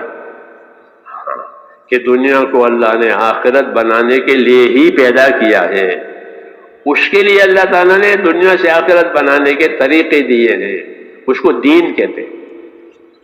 جب دین سیکھے گا تو دنیا سے آخرت بنائے گا، دین نہیں سیکھے گا تو دنیا سے دنیا بنائے گا، دنیا سے دنیا بنائے گا، دین نہیں بنے گا۔ دنیا سے دنیا تو بنے گی۔ چھوٹا مکان تھا تو بڑا مکان بنانا سیکھا، بلڈر بن گئے، بڑے مکان بنا لیے، ٹھیک ہے، تو دنیا سے دنیا بنی۔ ہاں، ایک ہنر کی وجہ سے آدمی ایک چیز سے دوسری چیز بنا لیتا ہے، درزی کپڑے سے لباس بنا لیتا ہے، سونا چاندی سے سونار زیور بنا لیتا ہے، یہ ہنر ہے۔ ایک چیز سے دوسری چیز بنانا زینت کے لیے، سہولت کے لیے، ہاں، لیکن اس کا تعلق موت تک کے لیے ہے، بس موت پر سب ختم۔ یہ کہا ایسا نہیں ہے کہ جو موت پر ختم ہو جائے وہ سیکھے، وہ سیکھے، ضرورت ہو تو منع نہیں ہے، لیکن اصل کیا سیکھے؟ کہ اصل سیکھنا یہ ہے کہ اپنی دنیا سے دین بناوے، اپنی دنیا سے دین بناوے۔ یہ عقل مند ہے کہ اس نے اپنی دنیا سے دین بنایا، فنا ہونے والی چیز سے باقی رہنے والی چیز بنائی۔ ہاں، ایک چیز فنا ہونے والی تھی، ایک گھنٹہ کسی کے پاس فرصت تھی، ایک گھنٹے کی فرصت، جب وہ گھنٹہ پورا جاؤ فرصت ختم ہو جائے گی، لیکن اس فرصت کو کام میں لگایا، کہ کیا کام میں لگایا؟ کہ اس فرصت کو دین کے کام میں لگایا. 1 گھنٹہ بیٹھ کر کسی کو دین سمجھایا، کسی کو دین سکھایا، کسی کو قرآن پڑھایا، ہاں کسی کو عبادت سکھائی. تو یہ 1 گھنٹہ نہیں ہے، اب یہ گھنٹہ قیمتی ہو گیا. کیوں؟ کہ اس نے اس سے دین بنایا. ہمارے نظام الدین میں ایک بزرگ تھے، بیواتی، مولوی نور محمد باجوٹی، بہت دنوں تک رہے، پھر انتقال ہوا. تو مجھے کہنے لگے، اپنا کیسے وہ سناتے تھے جماعتوں کو، فارغ وقت میں جب کوئی بیان نہ ہو، لوگ خالی بیٹھے ہوں نماز کے انتظار میں، تو وہ بیٹھ جاتے تھے کرسی پر، جب نماز میں 15 منٹ باقی ہے، اور پھر اپنی اپنی زندگی کے ساتھ. کہ میں نے جماعت میں ایک آدمی کو صلاۃ و تسبیح سکھائی. ٹھیک ہے، کہ میں نے جماعت میں ایک آدمی کو صلاۃ و تسبیح سکھائی. اب صلاۃ و تسبیح پڑھنے کا ماحول ہی نہیں ہے، بہت افسوس کی بات ہے. ہاں، پہلے جماعتیں صلاۃ و تسبیح پڑھتی تھی، نفلی عبادتیں کرتی تھی. اب ان موبائلوں نے، غفلت کے سامانوں نے راہ ماری ہے، راہ ماری ہے. غفلتوں کے دروازے کھل گئے، سب پردے پڑ گئے، پردے پڑ گئے، کمالات اوجھل ہو گئے، نقصانات کی چیزوں سے محبت ہو گئی. بری حالت کہلاتی ہے. اس سے آگاہ رہنا چاہیے. یہ آگاہ اس لیے رہنا چاہیے کہ اس سے ہماری آخرت برباد ہوگی. بظاہر ایک چیز لگے گی، بنی اسرائیل کے بچڑے کی طرح سے. ہاں، بنی اسرائیل میں ایک بچڑا دھات کا بنایا گیا تھا، وہ بولتا تھا تو لوگ اس کو پوجنے لگے. دھات کا تھا، وہ کچھ ایسا کرشمہ تھا تو وہ بولنے لگا. اجل جسد اللہ خوار، ایک بچڑا ہے اور اس میں سے گائے کا بچہ بولتا ہے ایسے، تو لوگ کو پوجنے لگے. ایسے یہ ہو گئی، موجودہ چیزوں کو لوگ پوجنے لگ گئے. کچھ نہیں ہے. یہ کیوں؟ کہ اپنی صلاحیتوں کو برباد کرنے کی بات ہے، اوقات کو ضائع کرنے کی بات ہے. تو وہ مولوی نور محمد کی بات سنا رہا تھا، تو فرماتے ہیں کہ وہ ساتھی کو میں لے کر بیٹھا اور میں نے اس کو صلاۃ التسبیح سکھائی. صلاۃ التسبیح بہت اہم نماز ہے، فضائل صدقات میں، فضائل ذکر میں اس کا ذکر ہے، پڑھنا اس کو. حضرت شیخ نے اس کی فضیلتیں لکھی ہے، پڑھنے کا طریقہ بتایا ہے. اور صلاۃ التسبیح پڑھنے کے بعد کیا دعا مانگنی چاہیے وہ بھی اس میں ہے. اب تو فضائل کی کتابیں بھی رکھ دی، کتابیں نہیں دیکھتے لوگ. تو کہتا میں نے اس کو صلاۃ التسبیح سکھائی اور آدھا گھنٹہ لگا سیکھنے میں. ہاں، سیکھنے میں، کیونکہ یہ ایک نماز ہے الگ طریقے سے، 300 مرتبہ اس میں تیسرا کلمہ پڑھا جاتا ہے نماز کے ہر رکن میں. تو آدھا گھنٹے میں وہ صلاۃ التسبیح سیکھ گیا.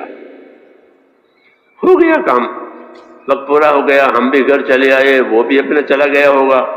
ایک مدت کے بعد جیسے یہ اجتماعات ہوتے ہیں، ملنا، دوبارہ ملاقات ہوئی. بہت خوش مجھے ملا، تو ہاں بہت محبت سے ملا، لپٹ گیا. ایک بات ہے، مولوی سعید خان صاحب ہم کو سمجھا، میں کیرلا ہم ساتھ گئے تھے.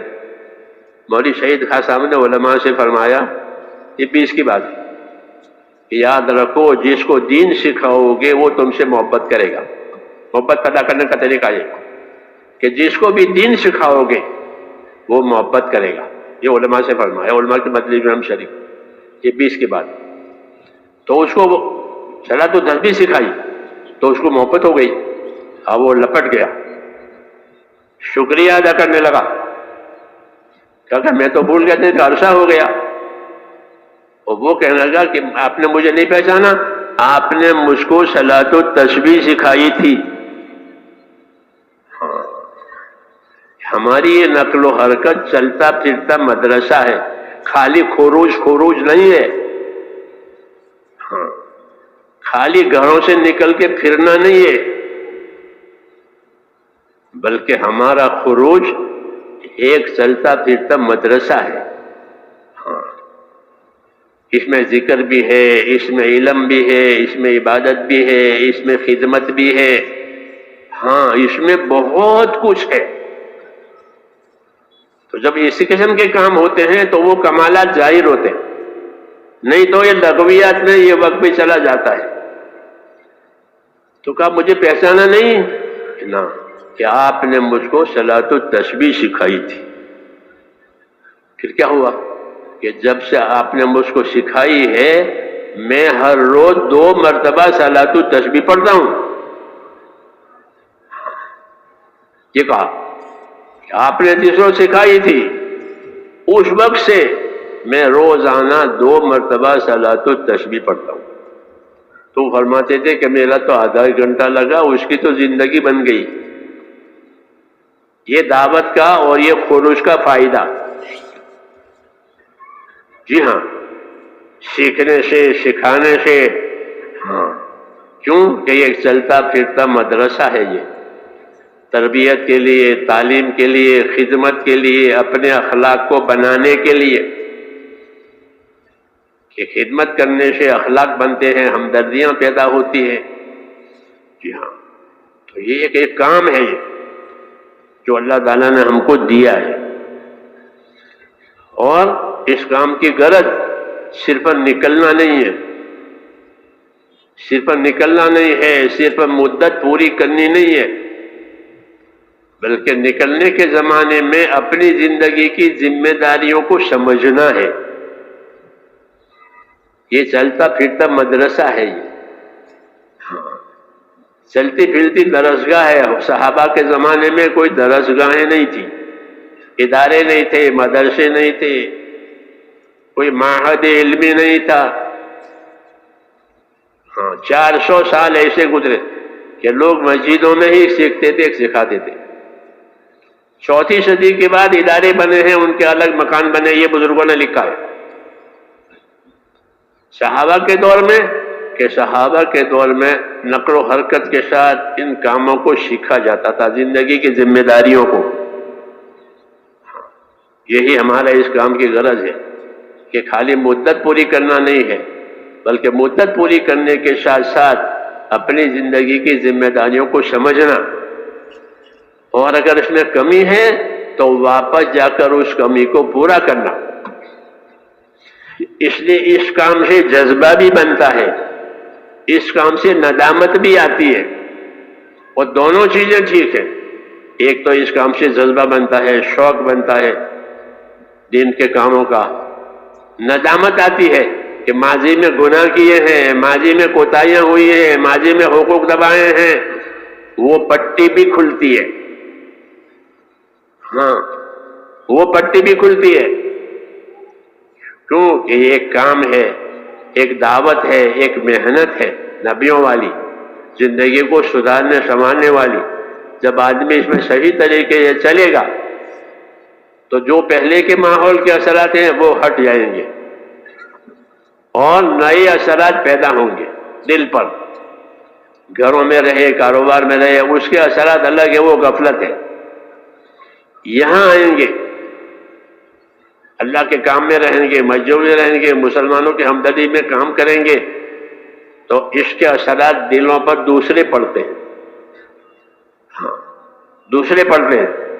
ایک اثر دلوں پر یہ پڑتا ہے کہ اپنی زندگی پر آدمی کو ندامت آتی ہے کہ میں نے تو کچھ کیا ہی نہیں، یا تو یہ فضیلتیں سنتا ہوں، ذمہ داریوں کی باتیں سنتا ہوں، مذاکرے ہوتے ہیں، میں نے تو کچھ کیا ہی نہیں، تو اس کو ندامت آتی ہے۔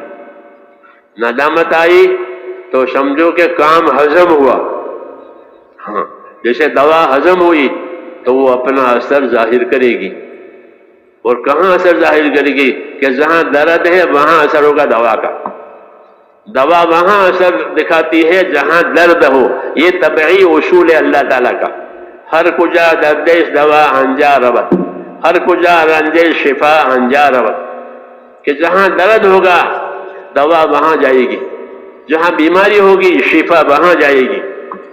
اندر کا ایک نظام ہے، دوا تو پیٹ میں جاتی ہے، اور داڑھ میں درد ہے، داڑھ میں یہاں، اور اس نے وہ گولی دی ہے، کہ جب آپ کو ٹیس آوے اندر دھاڑ میں سخت درد ہوتا ہے بعد مرتبہ کہ یہ گولی لے لو، وہ گولی کھائی، آدھے گھنٹے کے بعد اس میں سکون ہوا، تو وہ پیٹ میں گئی ہے اور سر درد کی جگہ پر گیا ہے۔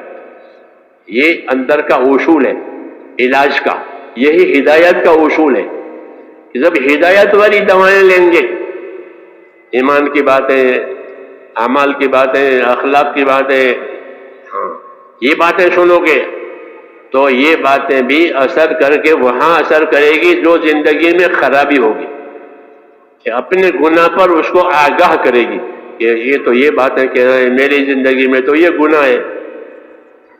ہاں، صحابہ آ کر کہتے ہیں یا رسول اللہ اسلام سے پہلے لڑکیاں دفنائی ہیں، آپ کی مخالفتیں کی ہیں، آپ کے آدمیوں کو ستایا ہے، یہ کہتے تھے آ کر کے پٹی کھلی ہے، اور پہلے جہالت کے جوش میں یہ سب کر ڈالا، اب پٹی الٹی کھلی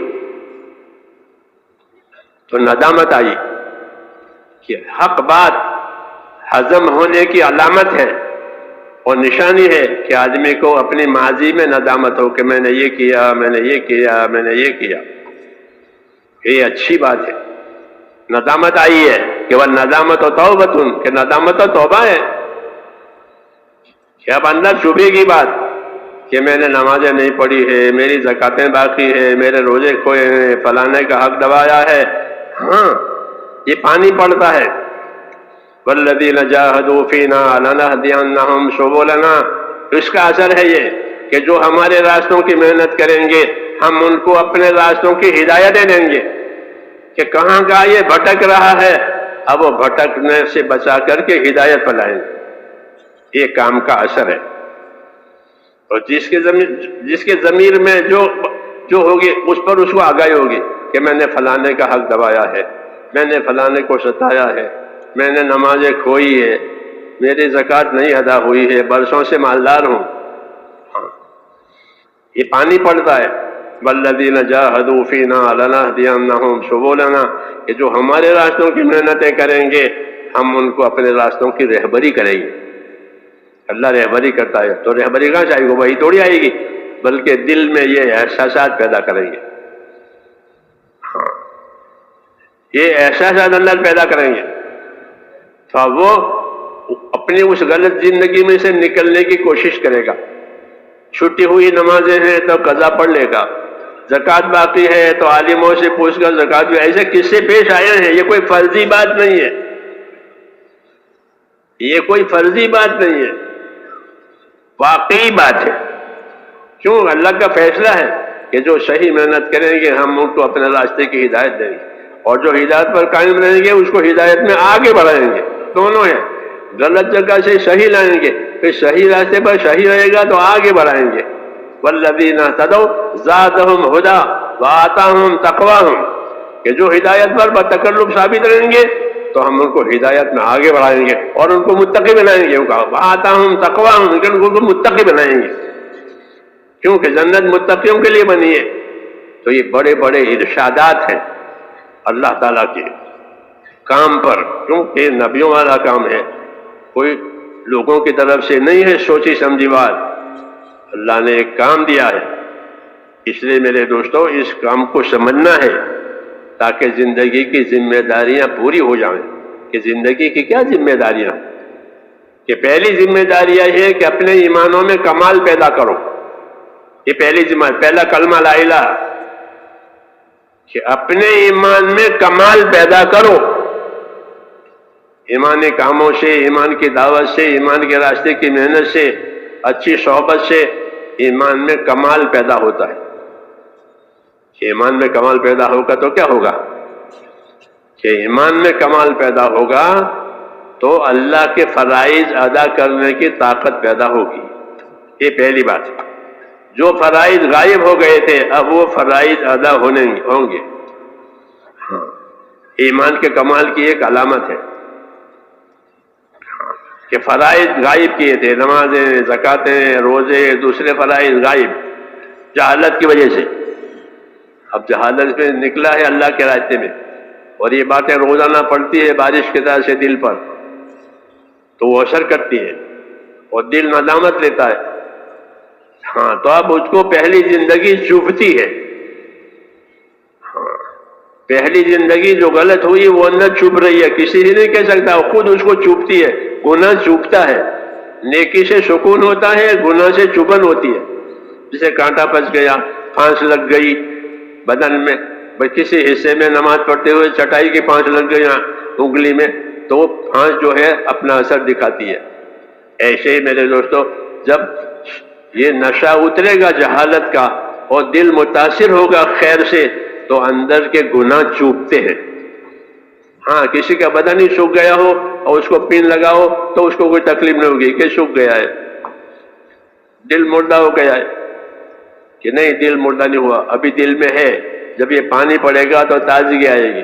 تو اندر گناہ چوبتے ہیں، اس لیے وہ بے چین ہو جاتا ہے. تو لوگوں نے اس راستے کی برکت سے بڑے بڑے کام کیے. برسوں کی نمازیں قضا پڑی ہے، برسوں کی نمازیں، اتنی نمازیں قضا ہو گئی تھی. ہاں میرے سامنے کی بات ہے، یہ کوئی فرض قصے نہیں ہے کہ برسوں کی نمازیں پڑھی، برسوں کی زکاتیں دی. جی ہاں، کسی کا حق دبایا تھا تو وہ بلا کے دے دیا کہ بھائی یہ تیرا حق ہے، میری غلطی تھی کہ میں نے اب تک یہ کیا. ہاں کیوں؟ والذین جاہدوا فینا لنہدینہم سبلنا، جو ہمارے راستے کی محنت کریں گے ہم ان کو اپنے راستے کی طرف رہبری کریں تو اللہ کی رہبری ہوتی ہے. یہ بڑا انعام ہے، یہ بڑا انعام ہے اللہ تعالیٰ کا کہ اللہ رہبری کر رہے ہیں. تو اس راستے کا ایک اثر یہ ہے کہ اگلی زندگی صحیح ہونے جا رہی ہے. یہ انعام ہے. اس راستے کو ہمارے لیے کھلا ہوا چھوڑا کہ جو جتنی محنت کرے گا اتنا اس کا حصہ، جو جتنی محنت کرے گا اتنا حصہ. ہاں محنت صحیح ہونی چاہیے، یہ بات ضروری ہے کہ محنت صحیح ہونی چاہیے. محنت صحیح ہوتی ہے صحیح علم سے، صحیح سیکھنے سے، صحیح جاننے سے. اگر سیکھنا جاننا نہیں ہوا پھر کچھ نہیں ہے، پھر کچھ نہیں ہے. ایک شیشی ہے، اس میں دوا بھری ہے، اس میں ڈاٹ لگی ہوئی ہے اور وہ اپنے پاس ہے، تو وہ ڈاٹ کھلتی بھی نہیں ہے اور دوا پی بھی نہیں ہے، تو وہ دوا ٹھیک ہے لیکن فائدہ نہیں ہوگا، اس لیے کہ ڈاٹ کھول کے اس کو پیا نہیں ہے. ایک تو کسی کام نہیں چلے گا. بلکہ صحیح زندگی یہ ہے کہ ان باتوں کو اپنایا جائے. جیسے دوا پیا جائے، دوا پاس رہنے سے فائدہ نہیں ہوتا، اس کی پینے سے فائدہ ہوتا ہے. اگر پینے کی دوا ہے، لگانے کی دوا ہے تو مالش کرے تو اس کا نفع ہوتا ہے. ایسے جن کاموں کی رہبری کی گئی ہے ان کاموں پر اپنے آپ کو لگایا جائے. ہاں اس سے زندگی کی کمی دور ہوتی ہے اور خیر متوجہ ہوتی ہے. یہی کام کا مقصد ہے کہ جس سطح پر تھے اس سطح سے آگے ہو گئے، ہدایت کی جس سطح پر تھے اس سطح سے آگے ہو گئے. ہاں تو سب سے پہلے ایمانوں میں کمال آتا ہے کہ جس کی وجہ سے اللہ کے فرائض ادا ہوتے ہیں، اللہ کے حرام سے بچنے کی طاقت پیدا ہوتی ہے اور اللہ کے دین کے تقاضوں کے پورا کرنے کی صلاحیت پیدا ہوتی ہے. یہ ایمان کے کمال کی بات ہے کہ ایمان میں کمال آیا تو فرائض ادا کریں گے، نماز، روزہ، زکوٰۃ، حج، حلال کھانا، حلال کمانا، حلال پہننا، حلال اوڑھنا، یہ سب فرائض کہلاتے ہیں. اس کام سے یہ صلاحیت پیدا ہوگی کہ اب زندگی حلال پر آئے گی اور حرام سے بچنے پر آئے گا. حرام سے بچ کر زندگی گزارنے والا سب سے بڑا عبادت گزار ہے. حدیثوں میں کہ حرام سے بچ کر زندگی گزارنے والا سب سے بڑا عبادت گزار ہے. اتق المحارم تکن عابد الناس، کہ حرام سے بچ جا پھر تو خدا کا سب سے بڑا عبادت گزار قرار دیا جائے گا. ہاں بڑا عبادت گزار وہ ہے جو اپنے آپ کو حرام سے بچائے، اور حرام سے بچنے کے لیے ایمانی قوت ضروری ہے. جیسے بدن کے کاموں کے لیے بدن کی طاقت ضروری ہے، ایمانی کاموں کے لیے ایمانی طاقت ضروری ہے. مولانا الیاس صاحب رحمۃ اللہ علیہ اس کام کو ایمان کی تحریک کہتے تھے کہ ایمان کی تحریک ہے، یعنی ایمان کو حرکت میں لانا، ایمان کی قوت سے فائدہ اٹھانا. ہاں کہ حرکت سے فائدہ، چکی کی حرکت ہوتی ہے تو چاروں طرف آٹا گرتا ہے. ہاں ایمان والوں کی حرکتیں ہوگی ایمان کے راستے کی تو ایمان پھیلے گا، خیر پھیلے گی، شر دبے گا. جی ہاں، شر دبے گا. یہ قاعدہ ہے کہ ایک ضد دوسری ضد کو ختم کرتی ہے، کہ خیر کو حرکت دی ہے تو شر ختم ہوگا، شر کو حرکت دی جاتی ہے تو خیر کا وجود نہیں رہتا.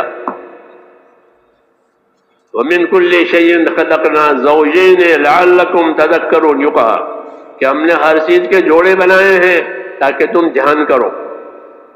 تو جوڑے بنانے کا کیا مطلب ہے؟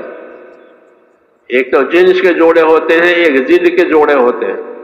جنس کے جوڑے سے مرد عورت، یہ تو جانوروں کے ساتھ ہے، ہر جاندار کے ساتھ. اور ایک ضد کا جوڑا ہوتا ہے، روشنی اور اندھیرا. یہ ضد کا جوڑا ہے، روشنی اور اندھیرا، حق اور ناحق، ظلم اور انصاف. یہ ضد کے جوڑے ہوتے ہیں. ایک ظلم ہے، ایک انصاف ہے، ایک حق ہے، ایک باطل ہے. یہ ضد کے جوڑے ہوتے ہیں. اللہ کہتے ہیں ہم نے ہر چیز کے جوڑے بنائے ہیں. جب ایک جوڑے کو وجود ملے گا تو وہ اپنے ضد کے ختم کرے گا. جسے اندھیرے کو وجود ملے گا تو وہ روشنی کو ختم کرے گا، اور روشنی کو وجود ملے گا تو وہ اندھیرے کو ختم کرے گی. اس طرح حق اور باطل جس کا جوڑا ہے، جب حق کو وجود دیا جائے گا تو باطل ختم ہو جائے گا، اور باطل کو وجود ملے گا تو حق ختم ہو جائے گا. وَمِن كُلِّ شَيْءٍ خَلَقْنَا زَوْجَيْنِ لَعَلَّكُمْ تَذَكَّرُونَ، ہم نے ہر چیز کے جوڑے پیدا کیے ہیں. یہ ضد والے جوڑے کہ حق بھی ہے، ناحق بھی ہے، انصاف بھی ہے، ظلم بھی ہے، سچ بھی ہے، جھوٹ بھی ہے.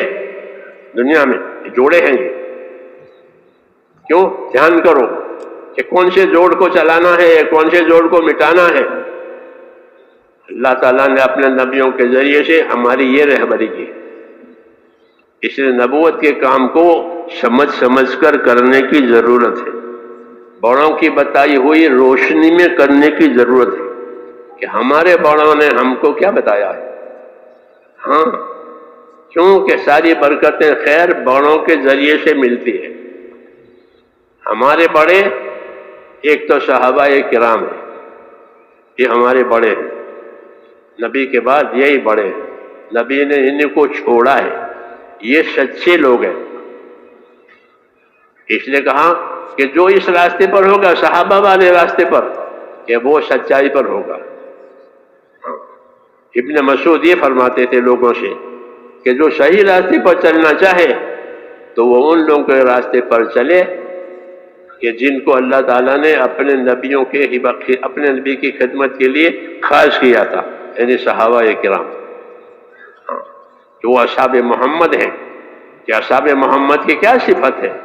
کہ اصحاب محمد اپنے صفات میں ایسے تھے کہ دلوں کے بہت پاک، کہ ان کے دل پاک شرک سے، نفاق سے، کفر سے، ریا سے، اغراض سے، دنیا کی محبت سے، ان تمام چیزوں سے ان کے دل پاک ہیں.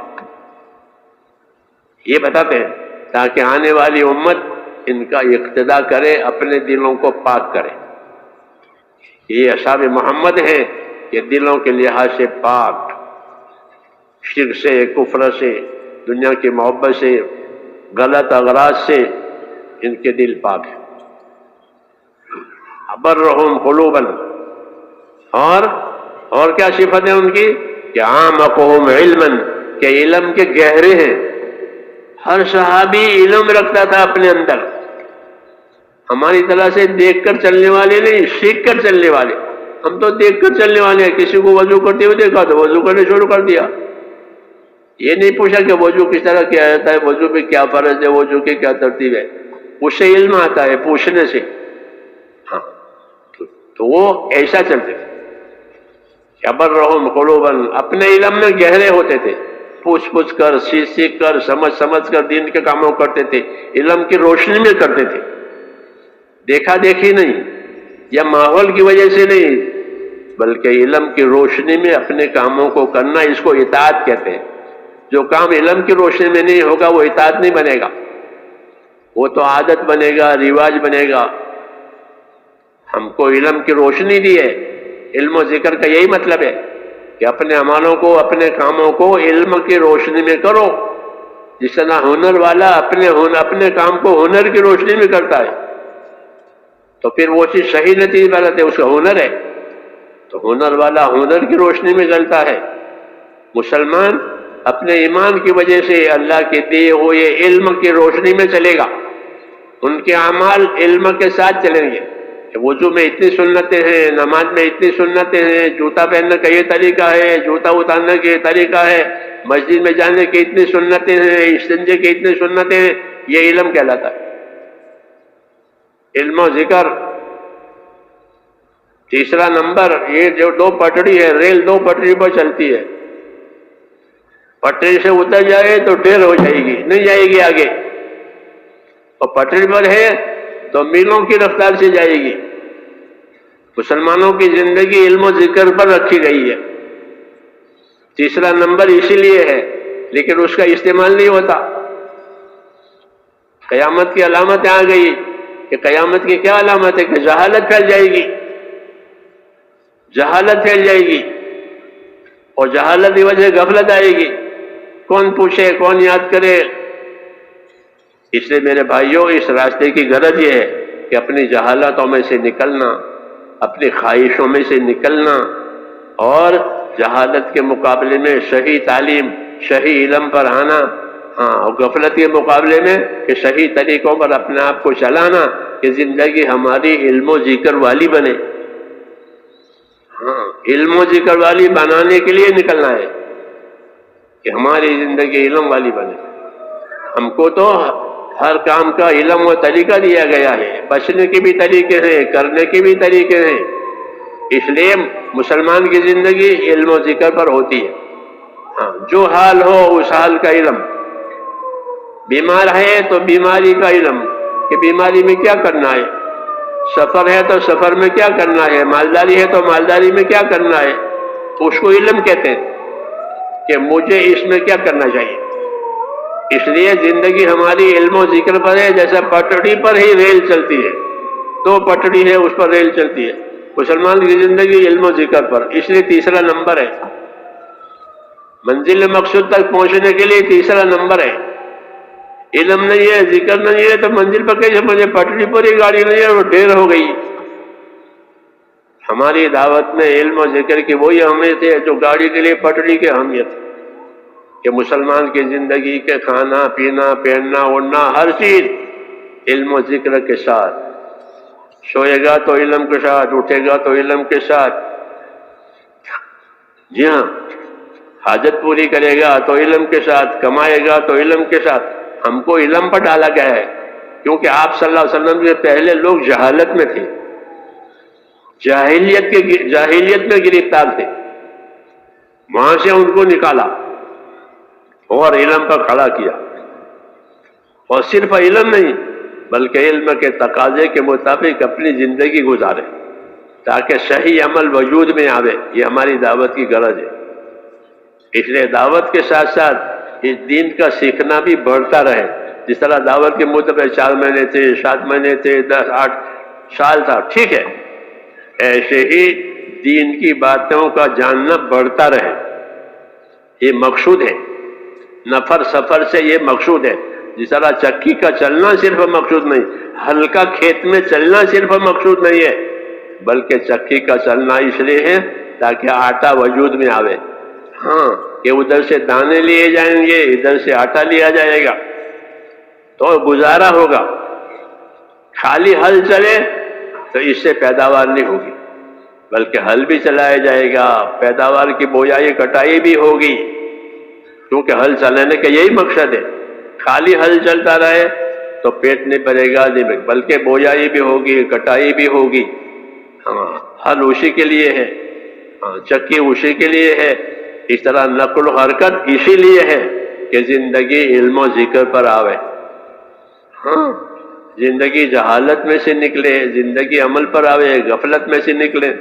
حضور صلی اللہ علیہ وسلم کے کیا طریقے ہیں، فرائض کیا ہیں، نوافل کیا ہیں، سنتیں کیا ہیں، دوسروں کے کیا حقوق ہیں، حقوق میں کون سے حقوق واجب ہیں، کون سے حقوق مستحب ہے، فضائل صدقات پڑھو گے تو رہبری ہوگی۔ جی ہاں، لیکن کون پڑھے؟ کون پڑھے؟ جن کے لیے تھی انہوں نے چھوڑ دی۔ اس لیے میرے بھائیوں ہماری دعوت علم و ذکر والی ہے، ہاں، ورنہ نقل و حرکت سے جہالت دور نہیں ہوتی، سیکھنے سے جہالت دور ہوتی ہے، اور عمل کرنے سے استقامت ملتی ہے۔ سیکھنا اور عمل کرنا، تو سیکھنے سے صحیح دین ملے گا، عمل کرنے سے استقامت ملے گی۔ اپنا دین صحیح سیکھیں، اپنے دین پر صحیح قائم رہیں، پھر اپنے دین کے مددگار بنیں۔ یہ دعوت ہے، یا ایھا الذین آمنوا کونوا انصار اللہ، اے ایمان والو اپنے دین کے مددگار بنو۔ تو اپنے دین کے مددگار بننے کے لیے کہ ہر آدمی اپنی ذاتی زندگی میں دین سیکھے، اس پر قائم رہے، پھر اللہ کے راستے میں نکل کر دوسروں کو اس کی دعوت دے، تاکہ امت کا ہر طبقہ اپنے طبقے کے دین پر آ جاوے۔ عبادت تو سب کے لیے ہے، پھر ہر طبقے کو اپنے طبقے کے دین کا شعور ہو جائے۔ تاجر سمجھے کہ تجارت کا کیا دین ہے، زمیندار سمجھے زمینداری کا کیا دین ہے، مزدور سمجھے مزدوری کا کیا دین ہے، اقتدار والے سمجھے کہ اقتدار کا کیا دین ہے۔ مولانا محمد یوسف صاحب رحمۃ اللہ یہ بات سمجھاتے تھے، تاکہ لوگ یہ سمجھے کہ تبلیغ میں فقط نکلنا ہی نکلنا ہے، کہ نکلنے سے تھوڑی جہالت دور ہوگی۔ جب جہالت دور نہیں ہوگی تو ذمہ داری کہاں سے پوری ہوگی؟ فرماتے تھے کہ ہمارے ہاں ہر شعبے کے فضائل ہیں، ہر شعبے کے مسائل ہیں۔ ہمارے ہاں ہر شعبے کے فضائل ہیں، ہر شعبے کے مسائل ہیں، یہ فرماتے تھے۔ عبادت کے فضائل، عبادت کے مسائل پڑھتے نہیں، نماز، روزہ، زکوٰۃ، حج، اس کے فضائل لکھے ہیں، اور اس کے مسائل بھی ہیں کہ حج کس طریقے سے صحیح ہوگا، نماز کس طریقے سے ہوگی، زکوٰۃ کب صحیح ہوگی، روزہ کب صحیح ہوگا۔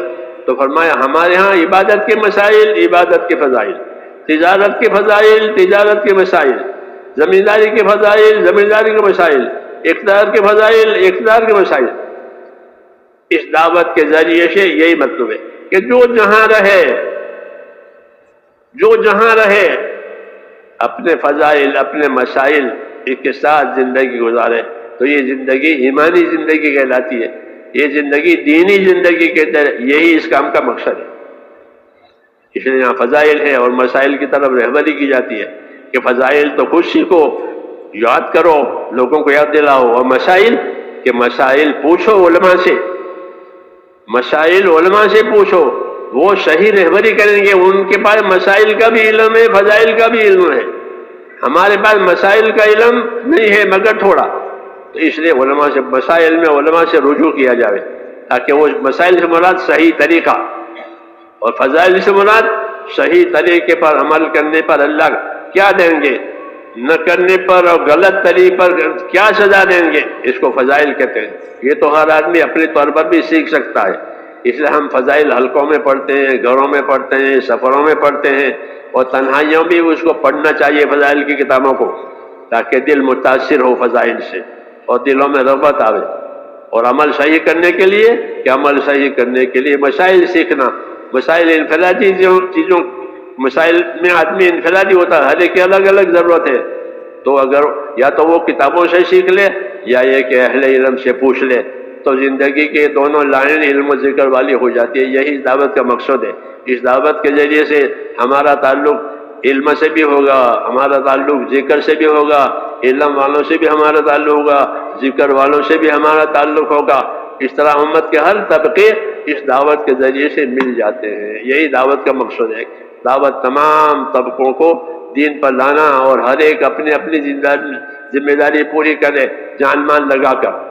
یہ حکم پوری امت کو ہے، یا ایھا الذین آمنوا کونوا انصار اللہ، اے ایمان والو اللہ کے دین کے مددگار رہو، کہ کچھ سیکھو، کچھ سکھاؤ، سیکھنے کے لیے تیار کرو، سیکھنے کی دعوت دو، اس کے لیے نفر سفر کرو، تاکہ عام امت میں یہ رجحان پیدا ہو جائے کہ پوری امت دین کی پابندی کی بھی ذمہ دار ہے، پوری امت اس کی نصرت کی بھی ذمہ دار ہے۔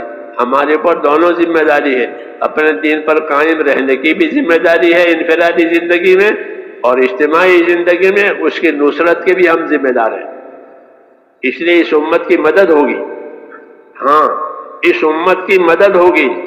کیوں مدد ہوگی؟ کہ یہ ذمہ داری پوری کریں گے، انا لننصر رسلنا والذین آمنوا، ہم اپنے رسولوں کی مدد کرتے آئے ہیں، اللہ کہتے ہیں، اور ہم ایمان والوں کی مدد کریں گے۔ تو جس طرح نبیوں کی مدد کا اللہ کا فیصلہ ہے، اب نبی تو ہوں گے نہیں، اب رسول صلی اللہ علیہ وسلم کی نبوت قیامت تک چلے گی، رسول صلی اللہ علیہ وسلم نبوت پر عمل کرنے والے مومن ہوں گے، ان مومنوں کے لیے بھی مدد کے ایسے وعدے ہیں جیسے نبیوں کے لیے وعدے ہیں۔ ہاں یہ طے ہے اللہ کی طرف سے، انا لننصر رسلنا، ہم اپنے رسولوں کی مدد کرتے چلے آئے ہیں، مدد کریں گے، اور نبی نہیں ہوں گے تو کہ امت ہوگی، یہ آخری اس امت کی مدد ہوگی، ایمان والوں کی مدد ہوگی۔ والذین آمنوا فی الحیات الدنیا، دنیا کی زندگی میں بھی مدد کریں گے اور آخرت میں بھی مدد کریں گے۔ حضور صلی اللہ علیہ وسلم ہی جنت میں لوگوں کو لے جائیں گے، جنت بند ہے، جنت بند ہے، آپ ہی پہلے اس کو کھولیں گے اور پھر آپ کے ساتھ آپ کی امت ہوگی۔ جی ہاں، نبی کے ساتھ آپ کی امت، تو ہمارا یہ شرف ہے کہ جس طرح نبیوں کی مدد ایسے ہماری مدد، جس طرح نبیوں کی دعائیں قبول ہوتی تھی، اس امت کے قربانیوں دینے والوں کی دعائیں ایسی قبول ہوگی جیسے نبیوں کی قبول ہوتی ہیں۔ ہاں، اسباب کے خلاف، حالات کے خلاف ان کی دعائیں قبول ہوگی، حالات نہیں ہیں لیکن دعا مانگی ہے تو ہو جائے گی۔ صحابہ کے ساتھ یہ ہوا کہ دعا مانگی ہو گیا، اسباب تو تھے نہیں کہ اللہ نے کر دیا، اللہ قدرت والا ہے کہ اسباب کے خلاف ان کی دعائیں قبول ہوگی، حالات کے خلاف ان کی دعائیں قبول ہوگی۔ صحابہ کرام میں سے بعض حالات تو اللہ کے دین کا کام کرتے کرتے مستجاب الدعوات ہو گئے، یعنی ان کی دعائیں ہر وقت قبول ہوتی تھی۔ خلفائے راشدین ہوئے، سعد بن وقاص ہوئے، ہاں، کہ ان کی دعائیں ہر وقت قبول ہوتی تھی۔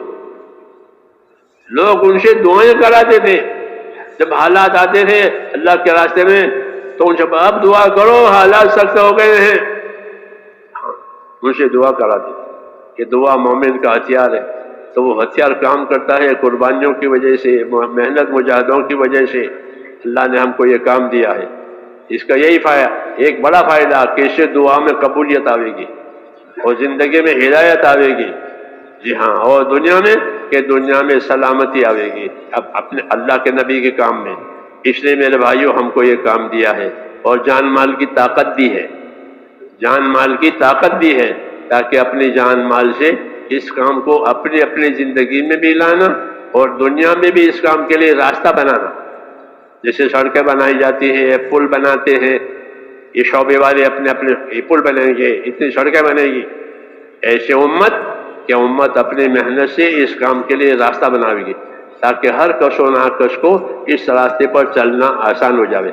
صحابہ میں بھی دو طبقے تھے، ایک طبقہ وہ تھا جنہوں نے شروع میں محنت کی، تو ان کی شروع کی محنت کی وجہ سے بعد میں فتح مکہ میں بعد میں جو طبقہ صحابہ کا آیا ان کے لیے راستہ آسان ہو گیا، کیونکہ پہلے والوں نے راستہ بنایا تھا۔